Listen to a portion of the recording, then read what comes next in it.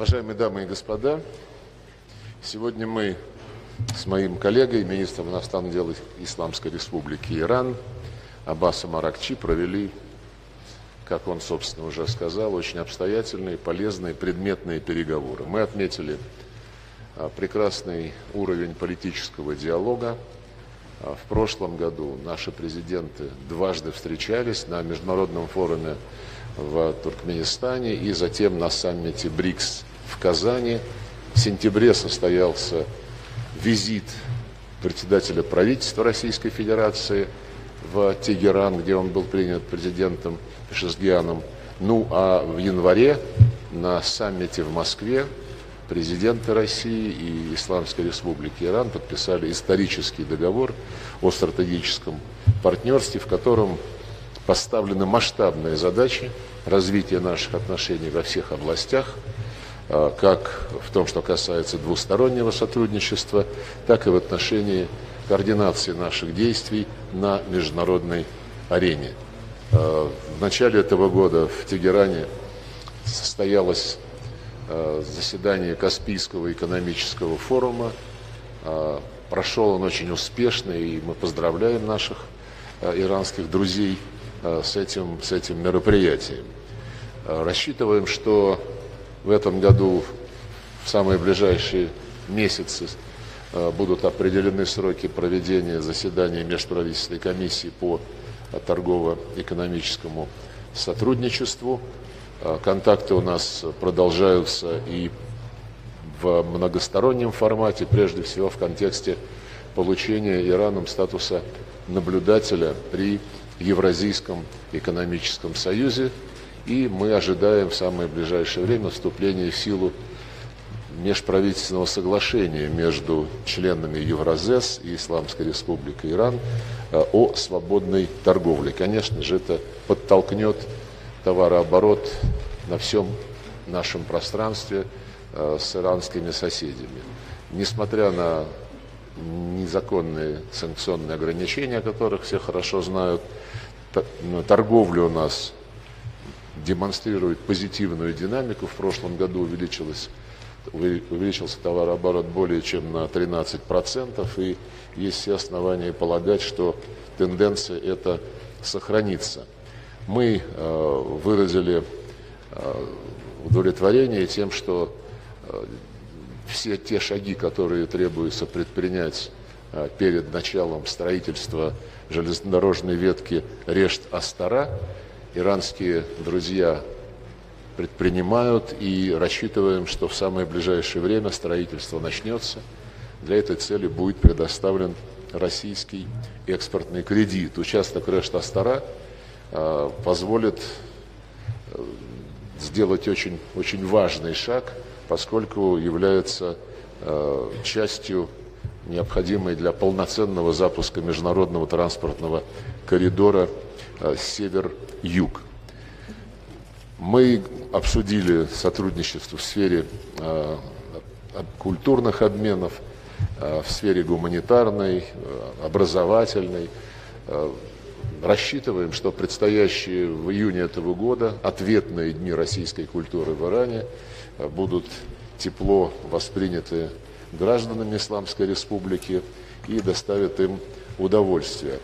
Говорили, конечно же, мы и о региональных, международных проблемах. Мой коллега только что об этом подробно упомянул.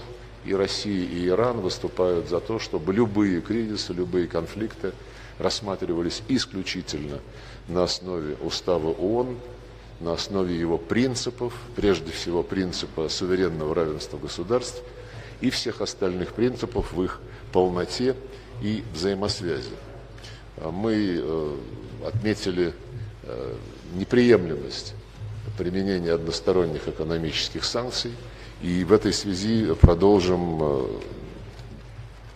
предметную целенаправленную работу с тем, чтобы минимизировать негативный эффект этих незаконных ограничений на экономике наших стран. Условились о конкретных направлениях дальнейшей координации наших шагов в рамках Организации Объединенных Наций, решили наращивать взаимодействие по линии Шанхайской организации сотрудничества, по линии БРИКС, где теперь Исламская Республика Иран является полноценным участником, полноценным членом. Много говорили о ситуации, которая сложилась вокруг совместного всеобъемлющего плана действий по иранской ядерной программе. Мы убеждены, что ресурс дипломатии сохраняется, нельзя им пренебрегать, надо его максимально эффективно задействовать, без каких-либо угроз и без намеков на возможности неких силовых решений. Мы настроены на продолжение поиска приемлемых развязок для выхода из сложившейся ситуации, которую создал не Иран, а наши западные коллеги. Обменялись мнениями о военно-политической и гуманитарной обстановке в Сирийской Арабской Республике, подтвердили обоюдный настрой на дальнейшее согласование наших подходов в целях обеспечения долгосрочного мира, стабильности в этой стране, с участием всех, без исключения политических, этнических и конфессиональных сил. Инклюзивность процессов стабилизации Сирии предельно важна, и мы будем ожидать результатов начавшегося сегодня Всесирийского национального конгресса, на котором будут обсуждаться задачи дальнейшего развития сирийского государства.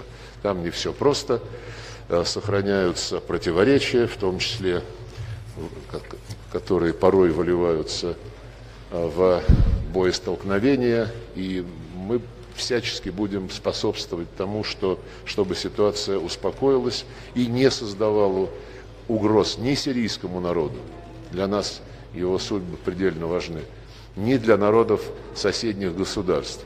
В этом контексте территориальная целостность Сирии принципиально важна, и какие-либо подталкивания отдельные регионы этой страны к сепаратизму, которые наблюдались в последние годы, абсолютно неприемлемы и крайне опасны. Мы сверили часы по другим важным региональным сюжетам. Прежде всего, это все аспекты ближневосточного урегулирования. Очень тревожит ситуация на палестинских территориях, причем не только в секторе Газа, но и на западном берегу реки Иордан. Не преодолены все проблемы, которые касаются нарушения суверенитета Ливанской республики, и, безусловно, положение, уже упомянутое мной Сирии, также требует постоянного внимания международного сообщества, причем попытки обеспечить внешнее сопровождение процессов, проходящих внутри Сирии, без участия таких важных стран, как Россия, Иран и Китайская Народная Республика, едва ли соответствует задаче объединения нации, а не привнесения в нее раскола из-за границы, как это наблюдалось, повторю, в последние годы после так называемой арабской весны. Убеждены, что все проблемы Ближнего Востока, как и любой другой части мира, должны решаться на основе тех решений, которые были приняты Советом Безопасности ООН, в частности и по палестино-израильскому урегулированию, и по сирийскому вопросу, и, конечно же, по Ливану.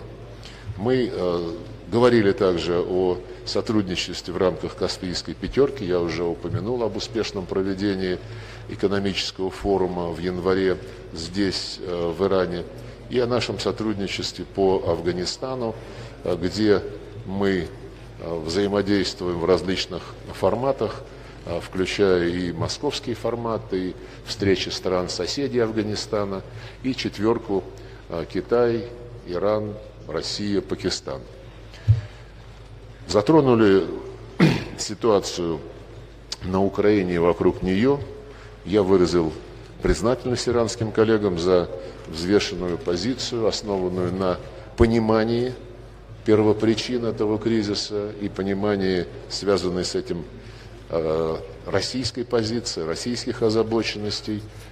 которые касаются прежде всего задач надежного обеспечения нашей безопасности и защиты законных прав тех людей, которые были режимом, пришедшим к власти в результате госпереворота в 2014 году, объявлены террористами, и чьи права были законодательно истреблены, прежде всего право на родной язык и на свою религию. Я поделился нашими оценками последних контактов с американскими коллегами, в том числе и по этому вопросу. Хочу констатировать, что вчерашние мероприятия в ООН, на Генеральной Ассамблее, в Совете Безопасности показали одну очень важную вещь. Понимание безальтернативности такого подхода, который будет направлен на устранение первопричин кризиса, пусть медленно, но пробивает себе дорогу. Будем всячески эту тенденцию подкреплять. Ну и в заключение хотел бы еще раз выразить удовлетворение нашими сегодняшними переговорами и поблагодарить моего коллегу и его команду за сотрудничество и гостеприимство.